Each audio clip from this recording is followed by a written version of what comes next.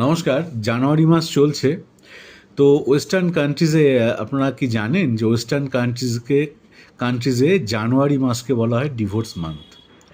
তো কেন divorce month বলা হয়? তো ডিভোর্স ওয়েস্টার্ন কান্ট্রিজে এমনিই বেশি, আমাদের দেশে তো হয় না। আমাদের দেশে হয় যদি ছেলে আত্মহত্যা করলো, তারপরে আমরা আফসোস করি, অথবা মেয়েকে কেটে কেটে ফ্রিজের মধ্যে ভরে দিল, বা মেয়ে গলায় দড়ি দিল, তখন আমরা আফসোস করি, তখন আমরা ভাবি যে ডিভোর্স কেন হলো না। যদিও ভারতবর্ষে ইদানিং ডিভোর্স বাড়ছে, তো তা নিয়ে অনেকে আবার বেশ বেশ কনসার্ন যে ভারতবর্ষেও ডিভোর্স বাড়ছে।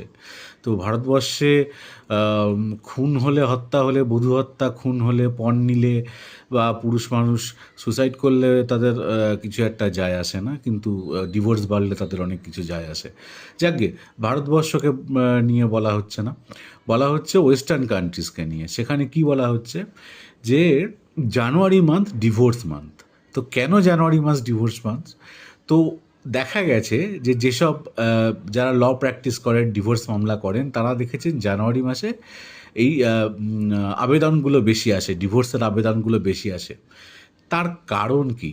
তার কারণ হচ্ছে, আমরা যখন অক্টোবর, নভেম্বর, ডিসেম্বর, সেপ্টেম্বর থেকে শুরু হলে কিছু যখন শুরু হয় আমাদের লাইফে, আমরা সেটাকে হোল্ড করতে থাকি, পার্ক করতে থাকি।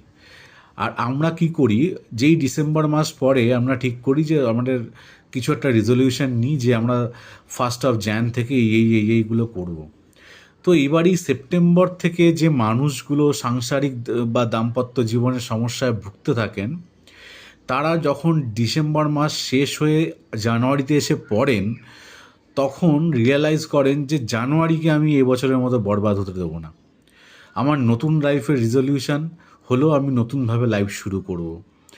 তো যেহেতু দাম্পত্য কলহ ওয়েস্টার্ন কান্ট্রিজে বেশি, তো সেহেতু আর ওদের ওদের ওই মানে নিউ ইয়ার রিজলিউশনও তুলনামূলকভাবে ভারতীয়দের থেকে বেশি।